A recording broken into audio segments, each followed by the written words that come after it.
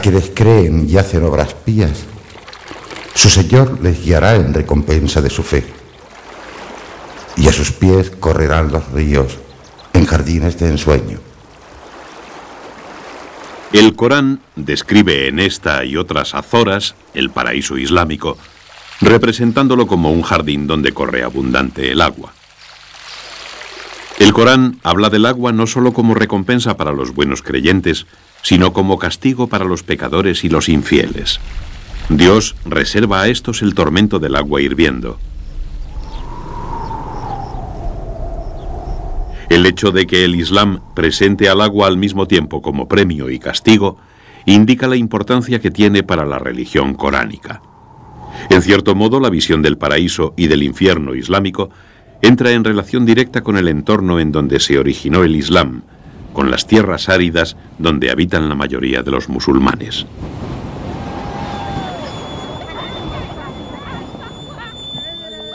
Arabia, la tierra donde nació el Islam, es un lugar donde el agua ha sido siempre un recurso escaso y difícil de obtener.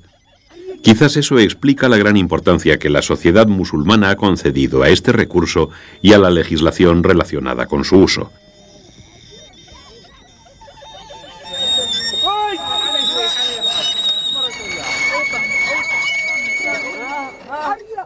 En el Islam, las leyes se confunden con preceptos religiosos. Mahoma recomendó la creación de fuentes y pozos públicos a quienes quisieran hacer obras de beneficencia. También varios hadices o tradiciones atribuidos al profeta y a sus compañeros amenazan con un riguroso castigo de Alá a quien niegue su sobrante de agua a toda persona o animal que tenga necesidad de beber. Es lo que se denomina derecho de sed.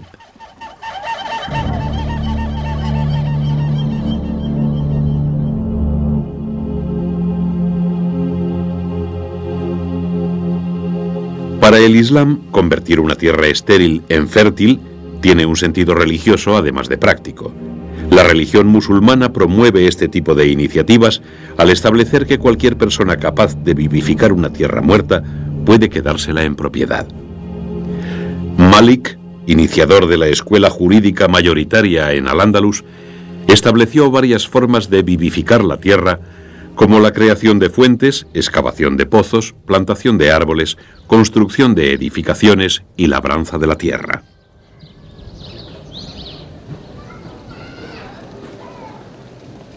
El oasis es un espectacular ejemplo de tierras vivificadas. Está formado por agrupaciones de palmeras plantadas de forma artificial en lugares desérticos donde se puede conseguir agua. Estos oasis del norte de África surgieron tras la llegada de los árabes a estas tierras en el siglo VII. Ellos trajeron las técnicas y conocimientos necesarios para ganar terreno al desierto. Gracias a eso, estos oasis son hoy terrenos fértiles en los que es posible cultivar todo tipo de productos agrícolas al amparo de las palmeras.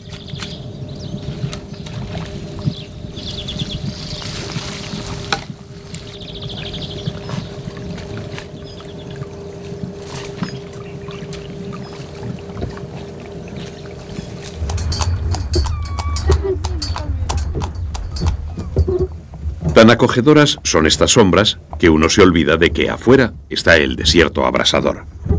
Para quienes viven en ellos, los oasis son algo más que una zona de asentamiento que proporciona alimentos.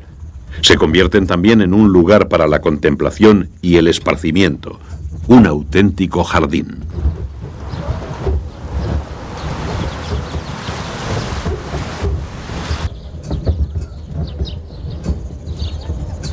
Los árabes encontraron una tierra mucho más fértil al atravesar el estrecho de Gibraltar y conquistar Al-Ándalus. Este parecía el lugar ideal para recrear sus jardines, evocando el paraíso prometido por Alá a los fieles musulmanes. Los jardines de Al-Ándalus, como los del resto de los países islámicos, se caracterizaron por conciliar tres elementos básicos: agua, vegetación y arquitectura.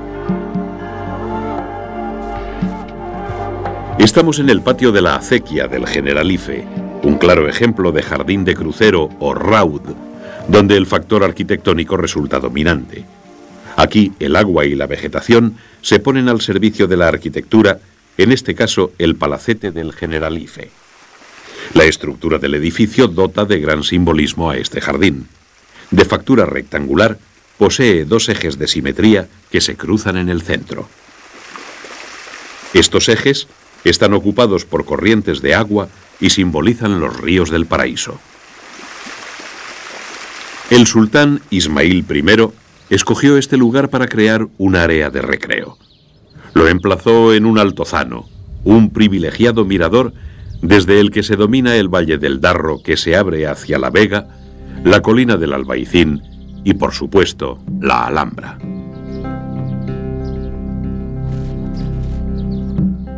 En la Alhambra podemos encontrar otro ejemplo de jardín, la llamada Buhaira, representada en el Partal.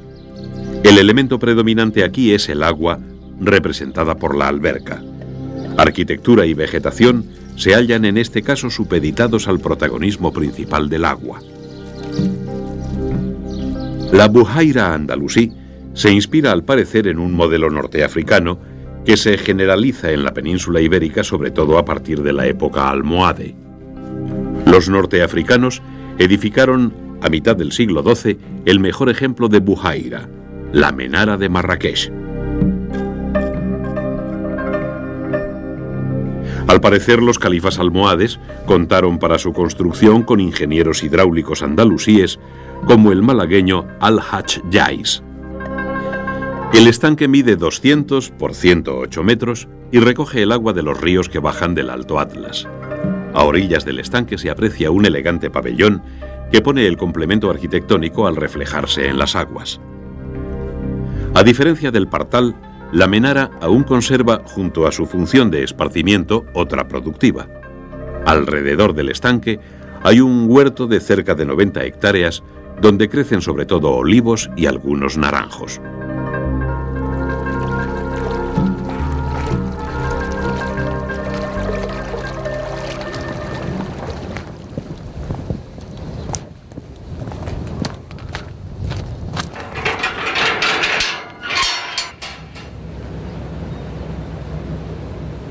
Hemos vuelto a Granada para conocer otro tipo de jardín andalusí. En las huertas que rodean al Generalife encontramos un claro ejemplo de bustán o huerto jardín. Aquí el elemento vegetal es predominante. La huerta rodea a una edificación, generalmente un palacete de recreo, que suele situarse por encima de las huertas. El agua hace notar su presencia fluyendo por la acequia. El bustán posee la función de recreo de todo jardín, pero su principal misión es la de huerto. Este tipo de explotaciones tiene su origen en el hortus romano, asociado siempre a una finca, la villa romana. Desde el principio de la conquista, en estos jardines huerto, los árabes cultivaron nuevas especies desconocidas por romanos y visigodos. Con el tiempo, esta labor de introducción de nuevas plantas se convirtió en algo habitual. La aparición de jardines botánicos ayudó a que plantas de todo tipo procedentes de Oriente fueran aclimatadas a las condiciones naturales de la península ibérica.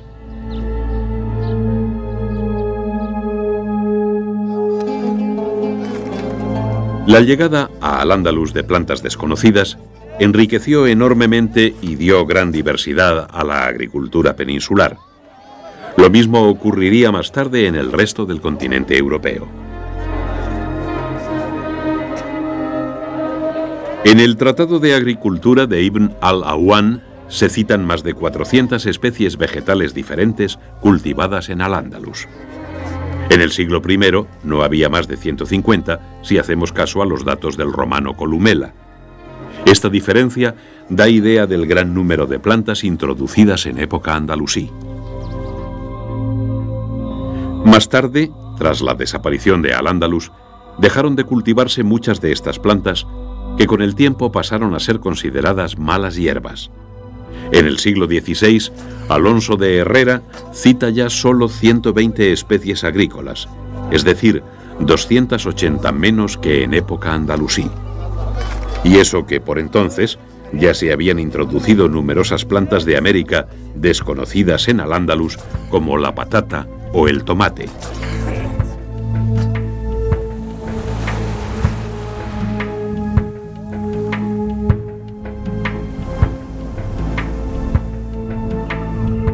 La imagen del litoral marítimo granadino es inseparable de los sembrados de caña de azúcar.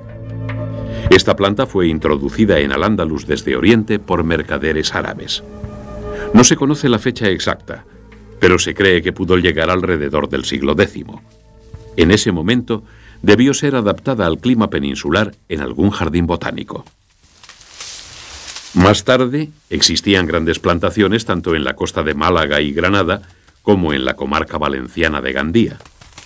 Hoy, la zona de cultivo ha quedado restringida al litoral granadino, donde como cada año tiene lugar la cosecha, llamada zafra. Este nombre proviene del árabe safar, que significa periodo en el que maduran las cosechas. Los métodos de cultivo han variado poco a lo largo de 1000 años. Tras la recolección, la caña es acarreada de la única forma posible, con mulos hasta los camiones.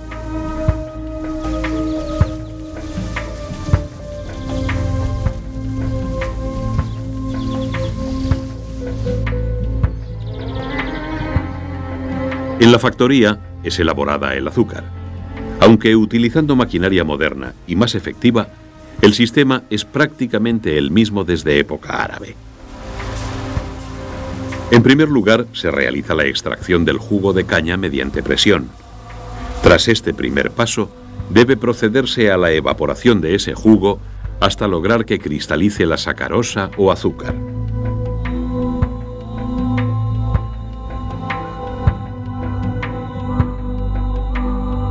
Junto a los nuevos cultivos introducidos por los andalusíes, se continuaron recogiendo los frutos del olivo que en época romana habían nutrido de aceite al imperio.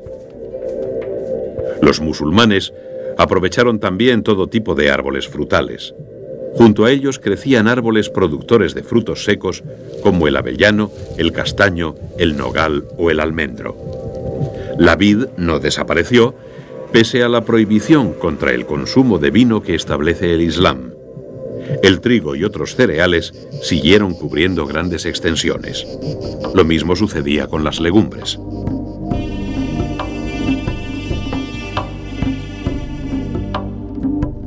El interés de los pueblos islámicos por la agricultura iba a provocar la aparición de numerosos estudios científicos dedicados a las plantas, lo mismo para comprender sus propiedades curativas como para mejorar el rendimiento de las explotaciones agrícolas. Tantos y tan brillantes fueron los científicos que se dedicaron a esta tarea que los historiadores están de acuerdo en hablar de una escuela agronómica genuinamente andalusí.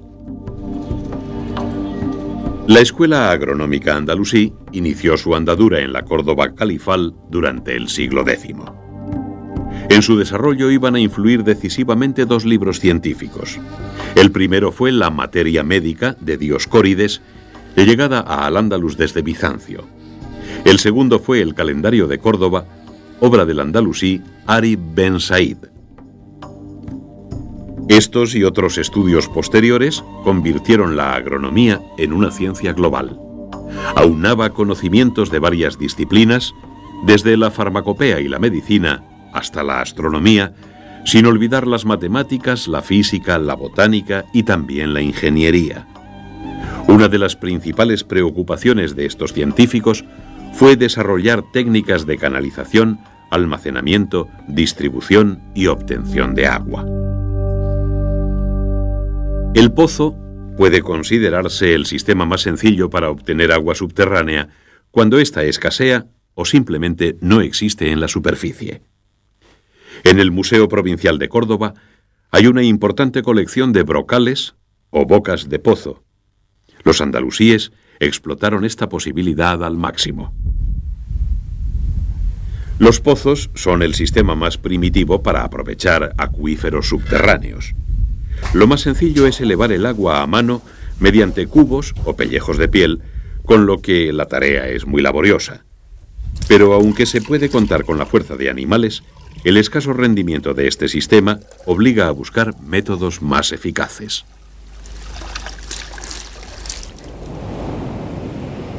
Nos hemos desplazado hasta Puebla de Don Fadrique, al norte de la provincia de Granada, para conocer un sistema que ofrece mayor rendimiento que los pozos, la mina de agua. Este sistema consiste en realizar una galería en la tierra hasta dar con un acuífero. Es posible que los árabes exportaran esta técnica a Al-Ándalus, aunque es más probable que su llegada a la península fuese anterior. Si quisiéramos construir una mina, deberíamos comenzar excavando un túnel en el punto donde se supone va a aflorar el agua hasta llegar al venero. Es decir, deberíamos hacer un túnel de fuera a adentro.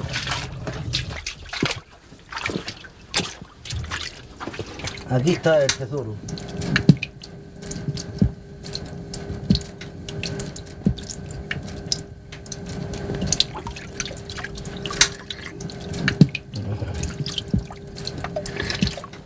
Pero si se emplea el sistema contrario, el método de captación se denomina un canat.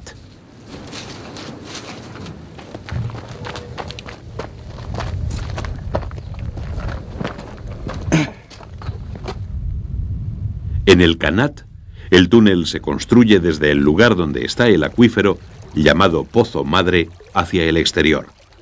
Se cree que el canat fue utilizado por primera vez en la Siria bizantina hacia el siglo IV. Los árabes lo conocieron a través de manuscritos científicos de la antigüedad y a su llegada a la península ibérica generalizaron su uso. El sistema se empleó y se emplea todavía en la construcción de acequias subterráneas como las existentes en la localidad granadina de Benamaurel.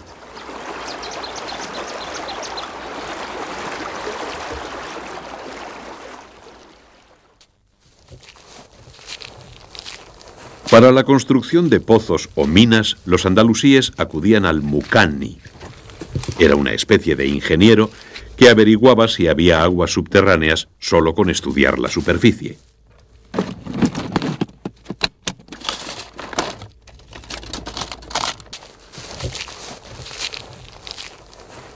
Los herederos de los muqanni son los zahoríes, personas capaces de detectar corrientes de agua bajo tierra. El nombre de este oficio se deriva directamente de la palabra árabe suharí, lo que emparenta esta práctica con Al-Ándalus. Pese a los siglos, la tradición continúa con hombres como Pedro Cores, quien vive en la comarca malagueña de la Axarquía. Pedro se vale de sencillas herramientas para realizar su trabajo. Una simple horquilla de cañas atadas con una cuerda le sirve para encontrar el agua. La radiación hace que los músculos se tensen por movimiento reflejo, levantando la horquilla. Vamos a calcular la profundidad en metros. Esta regla está dividida en 10 partes, 110, 120. Me da la corriente a unos 145 metros de profundidad estaría esta corriente de agua. Así que aquí tenemos la posibilidad de hacer un pozo, lo que pasa es que no sería muy rentable por el poco caudal que da.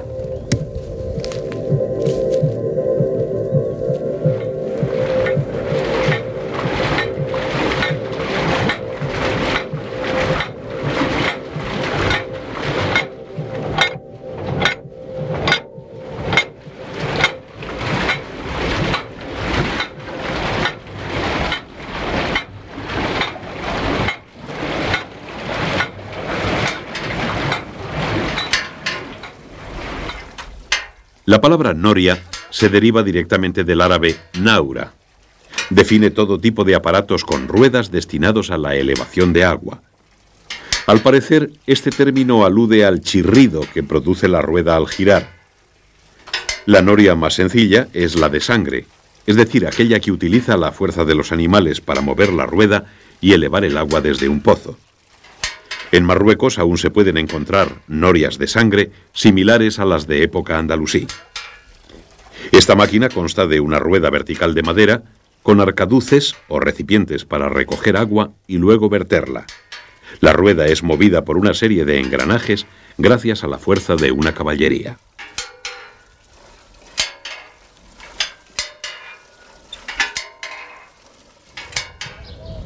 Mientras la noria de sangre pudo ser introducida en la península ibérica por los árabes desde Siria, la noria de corriente era ya conocida en época romana.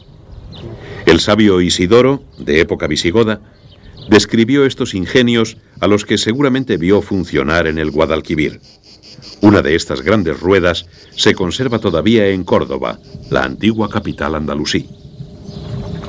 Las norias de corriente son ruedas verticales, sin engranajes, situadas en ríos o canales y accionadas por la fuerza del agua. Se trata pues de máquinas mecánicamente muy sencillas, pero de gran tamaño, como esta de Abarán, localidad murciana cercana a Cieza. Estos aparatos son denominados también aceñas o ñoras. La noria de Alcantarilla es por sus dimensiones un monumento de ingeniería hidráulica. Las grandes aceñas solían ir asociadas a obras importantes como presas, jardines o, al igual que en este caso, a grandes regadíos como la huerta murciana.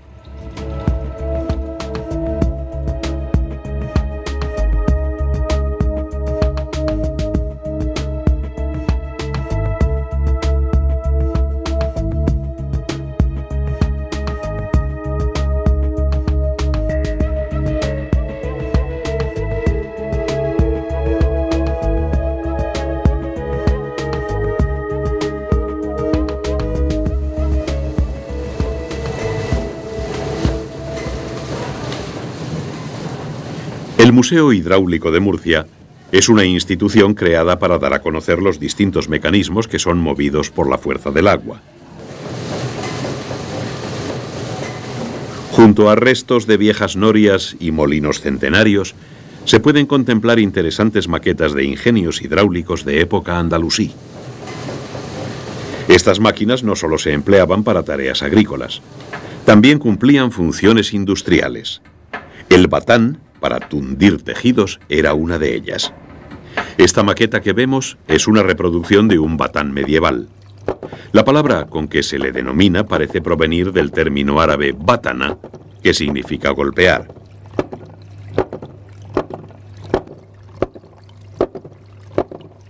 Esta misma técnica fue perfeccionada y aplicada a otras tareas, como por ejemplo picar esparto. La máquina hidráulica de uso industrial por excelencia es el molino. En esta maqueta se aprecia un molino flotante similar a los que en época andalusí aprovechaban la fuerza de la corriente del río mediante una rueda vertical. Se sabe de la existencia de molinos que flotaban sobre barcazas en el río Guadalquivir ya por el siglo X. Pero el sistema que se ha utilizado más habitualmente es el molino de rodezno. El rodezno es una rueda vertical sumergida en el agua. La corriente hidráulica llega hasta ella desde cierta altura y al moverla hace que gire un eje o árbol, el cual a su vez hace funcionar las piedras que muelen el cereal.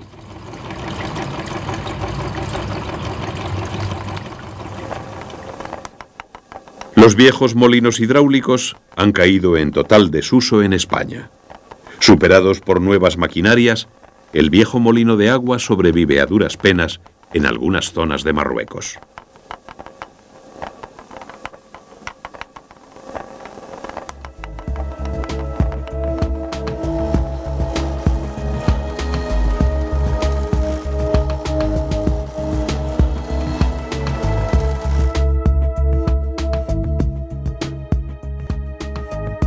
El progreso también ha irrumpido en las labores agrícolas de cosecha y transporte, pero no ha conseguido relegar al olvido el antiguísimo sistema de riegos vigente desde la aparición de la agricultura. Los trazados de las acequias que regaban los campos de Al-Ándalus siguen siendo los mismos en la actualidad. Así ocurre en la localidad granadina de Alendín.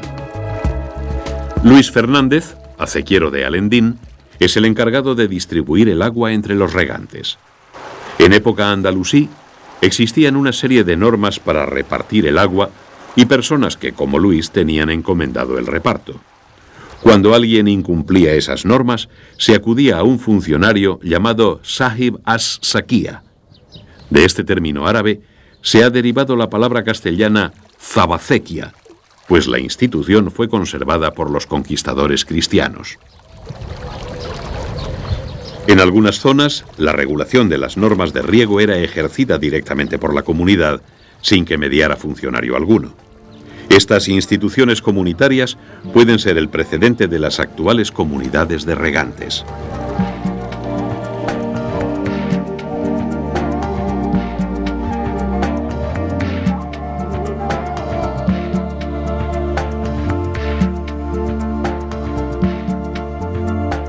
En tiempos de Al-Ándalus, el reparto hidráulico se realizaba según dos criterios. Uno era el tiempo que duraba el riego, el otro la cantidad de agua empleada. Para regular la duración del riego se empleaba un sistema de turnos con periodos de tiempo limitado. Las medidas utilizadas por los hispano-musulmanes fueron introducidas por los árabes llegados del Yemen.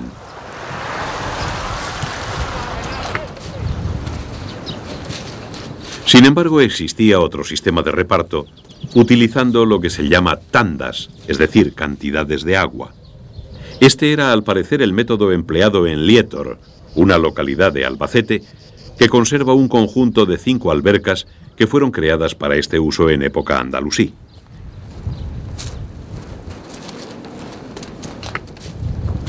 Diego Moreno era el guarda de la huerta de Lietor hasta su jubilación. Nadie como él conoce estos parajes. Mediante estas albercas se repartía el agua. Para fijar las diferentes medidas se utilizaba un bastón con muescas. También se podían pintar marcas en las paredes de la alberca. Estas gradaciones variaban según la estación del año.